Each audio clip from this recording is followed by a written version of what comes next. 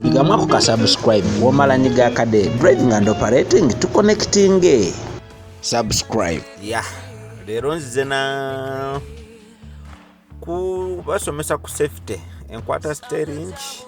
wetegereza nnyo dashboard ofube okubanga wewa space kumala enkwata steering gibeera ng'ogifako tugenda basomesa nga nsinziira ku saawa egyo olaba buli omu ategeere bulungi byomanye nti byobadde okolayo naye badde bikyamu saawa egyo etegereze nnyo nga bw'ogenda okulaba saawa eko namba zolaba nti omwenda n'essatu bw'oba okutte steering point entuufu gy'olina okukwata 84 point entuufu singa okwata ku 12 kiba kifo muganda wange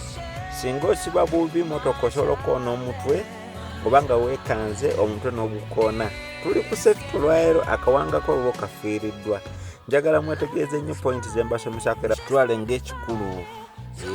kibadde ku safety tuddemu olulala